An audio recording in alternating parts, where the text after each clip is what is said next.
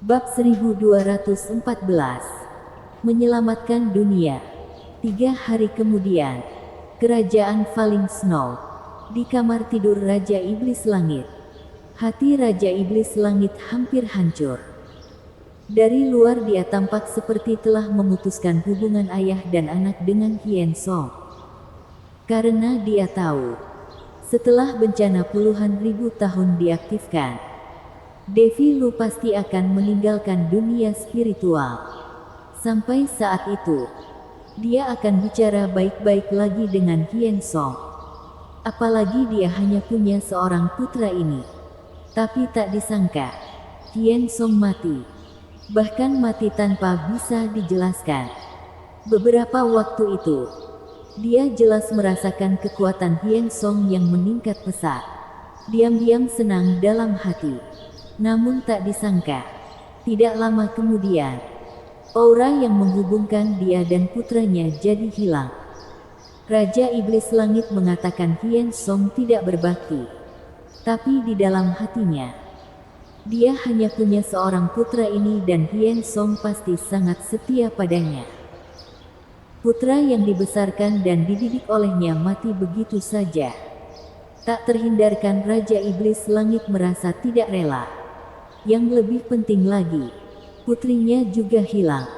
Dibandingkan dengan anak perempuan, keturunan ras iblis kelak masih harus mengandalkan putranya. Oleh karena itu, Raja Iblis Langit secara khusus pergi ke Laut Dalam dan ingin melahirkan keturunan dengan Ratu Laut Dalam. Namun dia ditolak olehnya. Ingin menemukan keturunan dengan darah warisan yang baik, bagi Raja Iblis Langit adalah satu hal yang sulit. Karena ras iblis tidak disambut baik kemanapun mereka pergi. Raja Iblis Langit tidak pikir panjang lagi. Setelah kembali ke kerajaan Falling Snow, dia berencana untuk mencari wanita mana saja untuk mengatasi masalahnya. Penerusan ras iblis kelak masih bergantung padanya. Mulai besok, dia akan memulai rencananya untuk memiliki keturunan lagi. Dia terbaring di ranjang dengan perasaan campur aduk. Ketika bermaksud hendak istirahat, pintu kamarnya seketika dibobol seseorang. Kemudian disusul dengan suara tawa dan 9 pria berpakaian hitam muncul di depannya. Soan Dugu, kakek nagamu datang. Raja Iblis Langit terkejut. Lalu buru-buru berpakaian dan duduk. Apakah Kak Naga datang? Saat menyadari bukan Kak Naga yang datang, dia jadi lega dan menatap 9 pria berpakaian hitam di depannya. Naga darah. Raja Iblis Langit tidak menduga jika 9 orang ini semuanya adalah naga darah. Bahkan naga darah dengan tingkat alam spiritual. Hal ini membuat dia bergumam dalam hati. Bukankah naga darah sudah lama punah? Kenapa tiba-tiba muncul begini banyak? Bahkan semuanya master alam spiritual. Betul, kami ini kakekmu. Masih tidak segera mendekat, aku akan membunuhmu. Gertak Kak Naga. Sepertinya Raja Iblis Langit tidak takut dengan beberapa orang garang ini. Basis kultivasinya sudah pulih. Sebagai Raja Iblis Langit dengan basis alam roh surgawi, bukan masalah baginya untuk menghadapi 9 naga darah tingkat alam spiritual. Hanya saja, dia pernah melihat orang mencuri di malam hari. Tapi belum pernah melihat orang yang datang mencari kematian di malam hari. Apa kalian tahu siapa aku? Soan Dugu bertanya dengan kening mengkerut. Tahu. Kamu adalah cucuku Soan Dugu, Raja Iblis Langit, sahut Kak Naga. Apa kamu tahu alam kultivasiku? Tanya dia lagi. Tahu. Alam roh surgawi. Jawab Kak Naga serius. Hanya kalian juga berani menerobos kamar tidurku. Siapa yang mengirim kalian? Tanyanya penasaran. Naga darah datang tiba-tiba. Belakangan ini dirinya agak sial, jadi tidak berani gegabah. Seandainya naga darah ini punya pendukung di belakang, Bukankah yang rugi adalah dirinya? Bukan urusanmu. 9 kakekmu ini dalam suasana hati yang baik. Khusus datang untuk membunuhmu. Hardik Kak Naga. Kemudian meludahi Raja Iblis Langit. Niat membunuh yang tak tertandingi seketika muncul dari diri Raja Iblis Langit. Dia memandang Kak Naga dan lainnya dengan kejam. Kalian cari mati, marahnya. Saudara sekalian, anjing tua ini akan menggila. Ayo lakukan. Di bawah komando Kak Naga. 9 naga darah langsung berubah ke wujud asli dan 9 bayangan naga hitam dengan cepat menyerang ke arah Raja Iblis Langit. Raja Iblis Langit tidak berani lalai.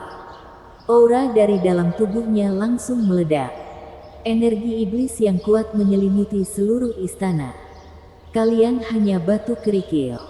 Beraninya ingin bersinar seperti matahari dan bulan.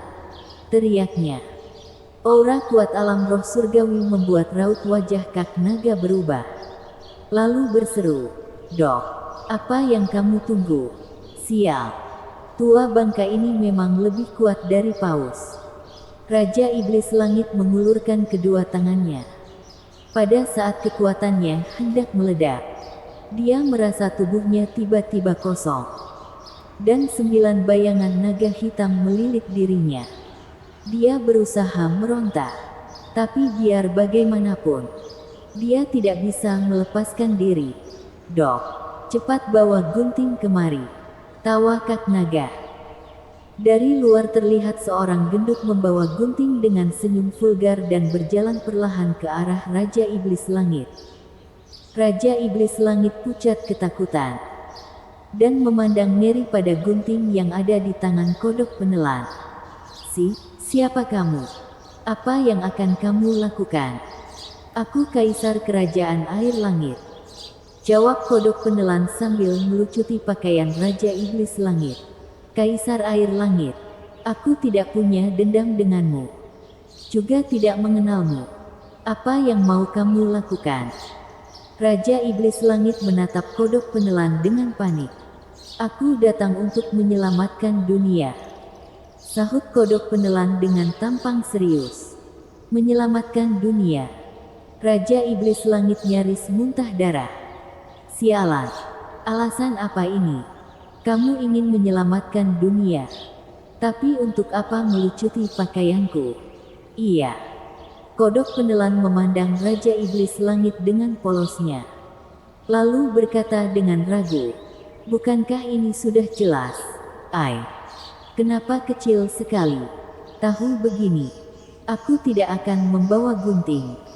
Detik berikutnya, Raja Iblis Langit mengeluarkan jeritan yang memekakkan telinga. Dia memandang kesayangannya di lantai dengan sedih.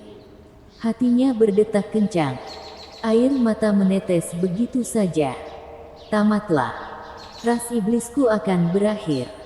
Garis keturunan Raja Iblis Langit akan putus. Aku mau nyawamu," raung Raja Iblis Langit. Namun dia terbelenggu oleh lilitan 9 naga darah. Selain meraung histeris, apa yang bisa dia lakukan? Kodok penelan melihat Raja Iblis Langit yang hancur dan memberi penjelasan. "Raja Iblis Langit, jangan salahkan aku. Aku melakukan semua ini demi semua makhluk. Demi perdamaian. Ras iblis terlalu mengerikan. Percayalah padaku. Setelah keturunanmu terputus, dunia akan damai kelak. Tanpa garis keturunan darah warisan ras iblis yang murni. Mungkin setelah beberapa tahun lagi, ras iblis perlahan-lahan akan berkurang. Dengan demikian dunia akan damai." "Kamu," Raja Iblis Langit sangat marah hingga tidak bisa berkata-kata. Dia menggigit ujung lidahnya dan memercikkan esensi darah. Lalu melotot pada kodok penelan dengan mata yang merah. "Kalau sudah datang, maka tetaplah di sini. Kak Naga, cepat lari." Raja Iblis Langit sudah gila. Dia ingin mengerahkan ilmu berdarah. "Ayo cepat lari," kata kodok penelan buru-buru. Tangan kodok penelan terayun. Seketika 9 bayangan naga menyusup ke lengan bajunya. Kemudian langsung menghilang. Hanya tinggal Raja Iblis Langit sendiri yang berdiri bengong. Rasa sakit menjalari seluruh tubuhnya. "Tunggu saja kalian," umpatnya. "Apa-apaan ini?" Brengsek. Bersambung.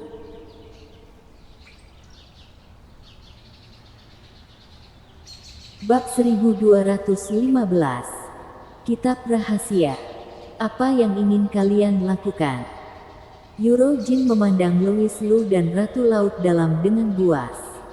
Lalu berkata dengan sangat marah, "Aku beritahu, kakakku adalah Raja Tianxia. Jika kalian berani melakukan sesuatu padaku dan membuat kakakku marah, tamatlah kalian." Yuro Jin benar-benar tertekan.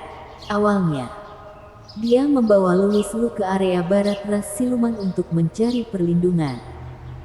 Namun tak lama kemudian, dia bertemu bencana puluhan ribu tahun. Dia mengikuti kerumunan keluar dari bencana. Setelah tersesat beberapa hari di Gunung Warcraft, dia akhirnya sampai ke kota Tiandu. Rasanya agak aneh. Dengan membawa nama sebagai adik dari Raja Tianxia, dia melakukan perjalanan dengan lancar. Tapi justru bertemu Raja Siluman Ekor 9. Raja Siluman Ekor 9 bukan hanya tidak tahu berterima kasih, malah menangkap dirinya. Mayat iblis saja tidak berani melakukan apapun padanya. Sebaliknya, Raja Siluman Ekor 9 yang dia korbankan hidup untuknya malah menangkapnya dan mengatakan akan mempersembahkan dia untuk Ratu Laut Dalam. Raja Tianxia, kekeh Ratu Laut Dalam. Bahkan Louis Lu juga nyaris muntah darah. "Kamu menggunakan namaku untuk berlagak dan menipu. Mana mungkin Raja Siluman Ekor 9 akan melepaskanmu?" "Betul." Yuro Jin menggertakkan gigi. "Kenapa?" "Takut," lanjutnya dengan suara meninggi. "Takut." Ratu Laut Dalam mengikik dan mengerling Louis Lu. "Tentu saja takut. Raja Tianxia adalah pahlawan besar. Mana mungkin aku tidak takut," katanya. "Bagus kalau takut. Cepat lepaskan aku. Kalau tidak, pedang dewaku tidaklah mudah diusik." Yuro Jin berdiri dan berkata dengan serius, "Uming, kuserahkan dia padamu. Pengawal, cepat lepaskan ikatan adik Raja Tianxia ini. Jangan abaikan tamu terhormat loh." Ratu Laut Dalam tersenyum mengerti pada Louis Lu. Yuro Jin tertegun. Apakah nama Raja Tianxia begitu mudah digunakan? Bahkan Ratu Laut Dalam juga takut. Terpikir hal ini, Yuro Jin menjadi lebih sombong. Dia mendengus, menepuk-nepuk debu di tubuhnya dan berkata, Tenang. Setelah kembali ke area timur dunia spiritual dan bertemu Raja Tianxia, aku pasti akan berkata yang baik tentang kalian." Ratu Laut Dalam memandang curiga pada Yuro Jin dan membatin. "Ini bukan orang bodoh, kan?" batinnya. "Uming, kamu dan Raja Tianxia juga kenalan. Orang ini kuserahkan padamu," kata Ratu Laut Dalam pada Louis Lu dengan senyum misterius. Menurut dia, Yuro Jin yang master alam dewa emas ini adalah orang yang suka memanfaatkan keuntungan. Apalagi dia juga terlihat sedikit tidak normal. Jadi tidak menjadi ancaman baginya. Karena dia temannya Louis Lu. Jadi lebih baik serahkan saja padanya. Louis Lu tersenyum kecut, lalu membawa Yuro Jin ke kamarnya sendiri. Yuro Jin mengamati kamar Louis Lu dan mengangguk puas. Lalu memuji, "Bagus. Aku sangat puas." Louis Lu kewalahan dan tersenyum kecil. "Bagaimana kamu bisa ditangkap Raja Siluman Ekor 9? Yuro Jin mengerutkan kening dan berkata sambil berpikir, "Aku juga tidak tahu.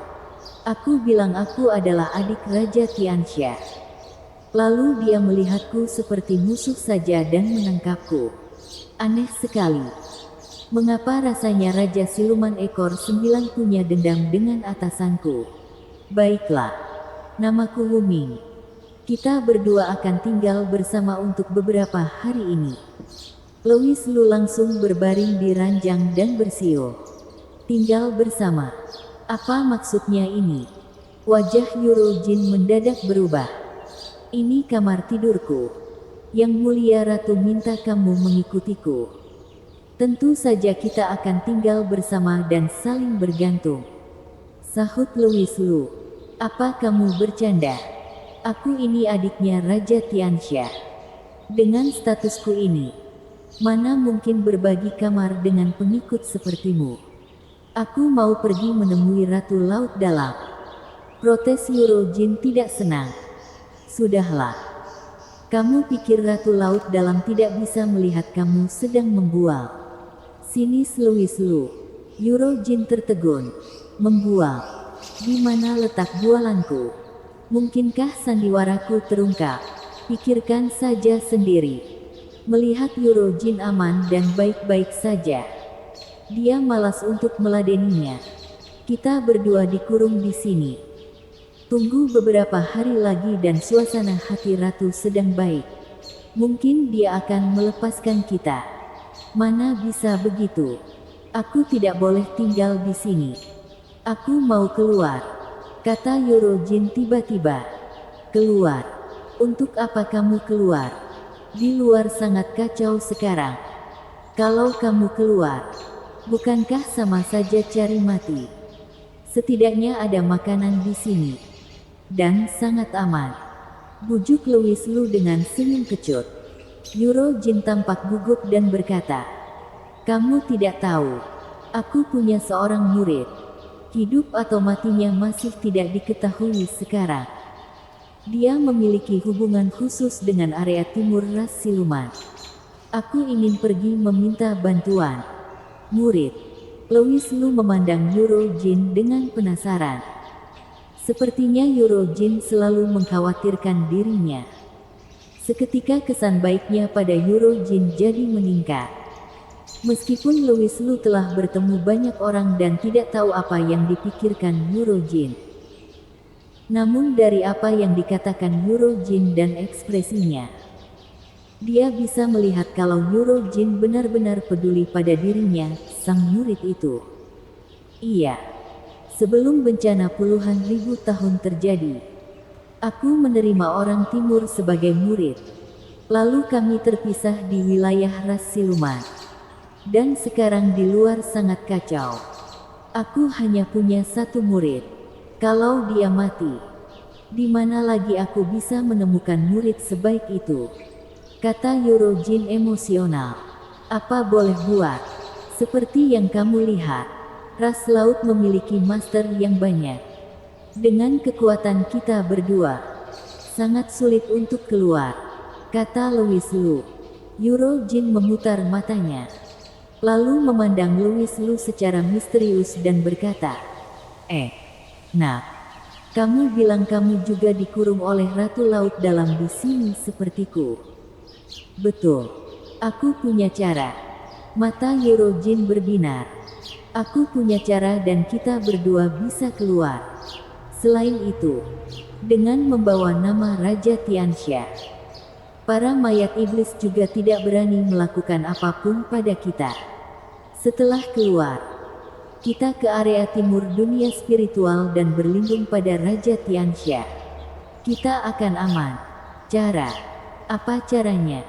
Tanya Louis Lu ingin tahu. Yuro Jin melihat sekeliling. Setelah memastikan tidak ada yang menguping dan suara di luar, dia berbisik, aku punya sebuah kitab rahasia yang ditinggalkan oleh seorang berkekuatan besar zaman kuno. Setelah melatih kitab rahasia ini, kita akan menyelinap keluar selagi Ratu Laut Dalam sedang istirahat. Pasti tidak ada yang bisa menangkap kita. Bagaimana menurutmu? Melihat ekspresi serius Yuro Jin, Louis Lu jadi tertarik. Kalau memang ada kitab rahasia seperti itu dan bisa menghindari para master, tentu saja boleh. Dilihat dari auramu, Alam kultivasimu lebih tinggi dariku. Sepertinya master alam spiritual pasti bisa melatih kitab rahasia ini dengan cepat, kata Eurojin serius. Alam spiritual tahap menengah. Angguk Louis Lu. Baguslah. Aku akan menyerahkan kitab rahasia ini padamu. Tapi setelah kamu berlatih, kamu harus membawaku pergi. Bagaimana? Tanya Eurojin. Baik, aku janji. Tanggap Louis Lu. Eurojin mengeluarkan sebuah buku kuno dari balik bajunya. Anggun gemulai. Bersambung. Bab 1216. Memulihkan kesejatian. Louis Lu masih penasaran teknik kultivasi sehebat apa yang akan Eurojin tunjukkan. Ketika melihat kata anggun gemulai, Louis Lu langsung membuang pikiran tersebut. Eurojin membuka buku rahasia, kemudian memperkenalkannya pada Louis Lu. Anggun gemulai ini merupakan salah satu teknik yang ditinggalkan oleh seseorang yang hebat dari sekte Kaisar Leos. Teknik ini sangat ajaib. Seberapa ajaib? Louis Lu bertanya dengan jijik. Eurojin dengan bangga berkata, aku akan mengatakannya seperti ini saja.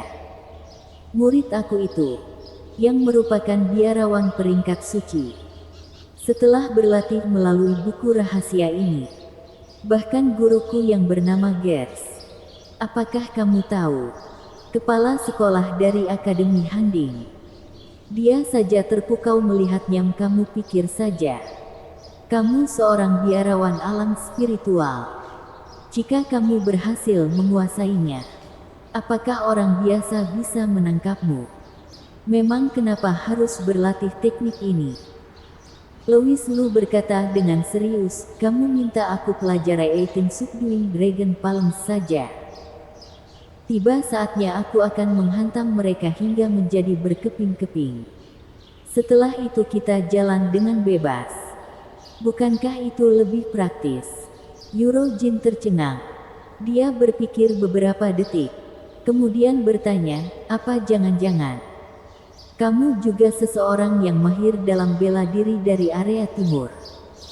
Hanya saja buku rahasia dari 18 Subduing Dragon Palms tidak berada di tanganku. Eurojin berkata dengan kecewa. Diam. Louis Lu berkata dengan kesal. Kemudian memukul buku rahasia yang ada di tangan Eurojin hingga terjatuh.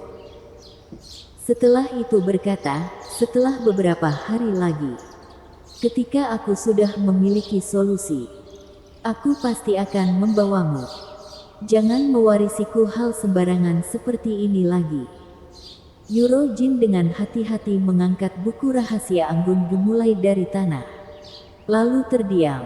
Setelah itu dia kembali ke kursi dan mulai berpikir. Tidak tahu apa yang sedang dia pikirkan.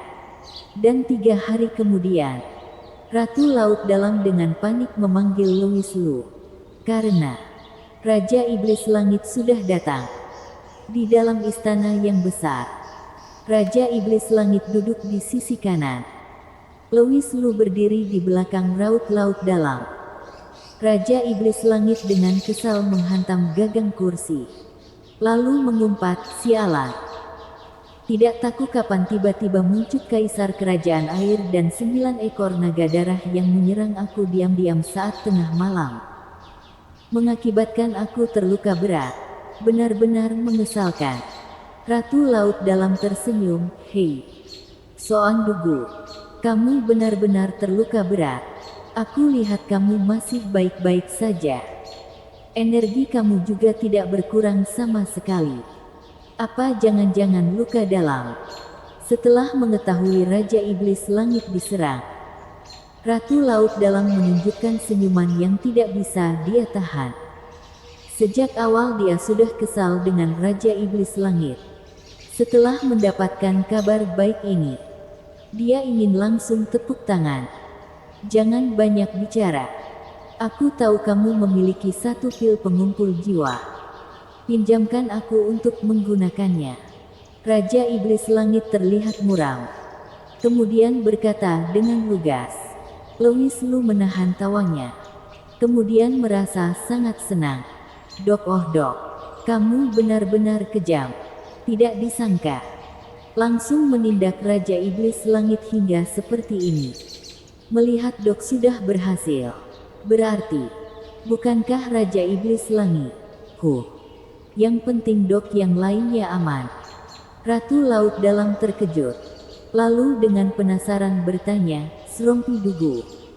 Pil pengumpul jiwa itu adalah harta bagi ras Laut Dalam. Kamu ingin memintanya begitu saja. Selain itu, kultivasi kamu tidak berkurang sama sekali. Untuk apa meminta pil pengumpul jiwa itu? Jika kamu terasuki iblis hati, maka kendalikanlah selama beberapa hari. Kamu kira pil pengumpul jiwa aku itu murahan? Ekspresi Raja Iblis Langit terlihat rumit. Wajahnya menjadi pucat. Lalu berkata, iya. Kamu ini hanya melihatnya dari luar. Aku benar-benar membutuhkan pil pengumpul jiwa. Pil pengumpul jiwa ini berhubungan dengan masa depan Ra Iblis. Aku tidak akan mengambil pil pengumpul jiwa kamu begitu saja. Kamu katakanlah. Bagaimana cara agar kamu bisa memberikan pil pengumpul jiwa kepadaku? Selama aku bisa melakukannya, aku pasti akan bersedia. Atau, kamu boleh memilih seluruh harta ras iblis. Ratu Laut Dalam menatap Serompi Dugu dengan bingung. Lalu dengan terkejut bertanya, Soan Dugu, ras iblis kalian itu sudah semiskin apa? Apakah kamu sendiri tidak tahu? Harta apa yang ras iblis miliki?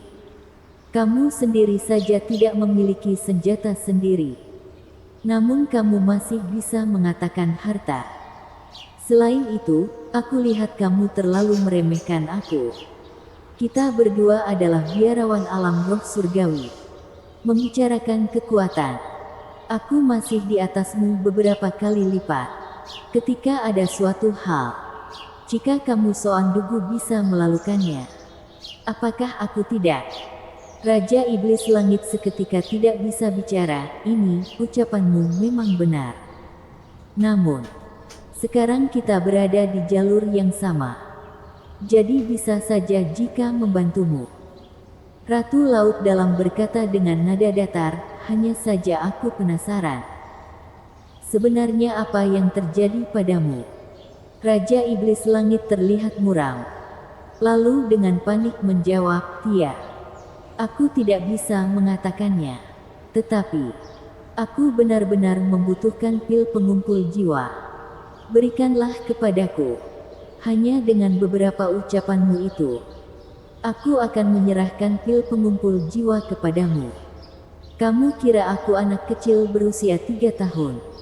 Ratu Laut Dalam sedikit kesal. Sama sekali tidak menghargai Raja Iblis Langit. Soan Dugu sudah putus asa. Dia menatap Ratu Laut Dalam dengan sedih. Ekspresinya seperti sedang memohon.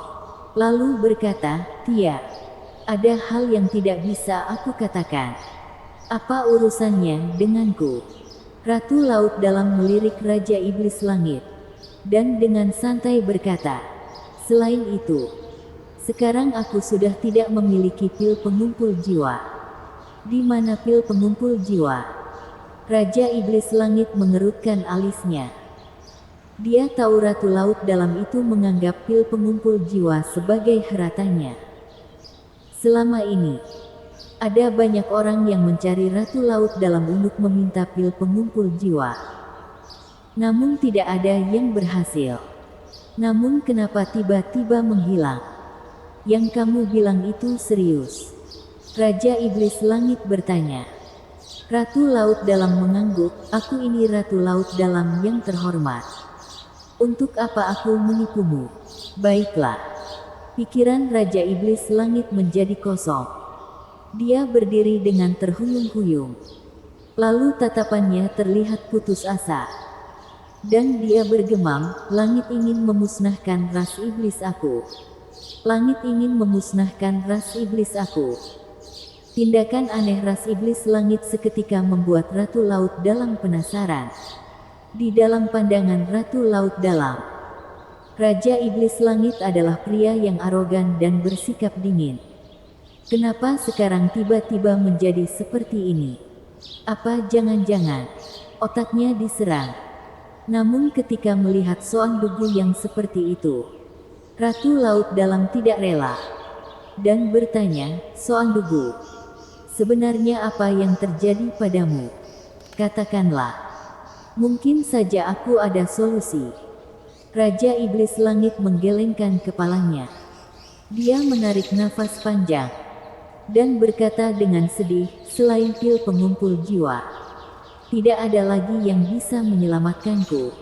Sudahlah, ini adalah takdir. Takdir.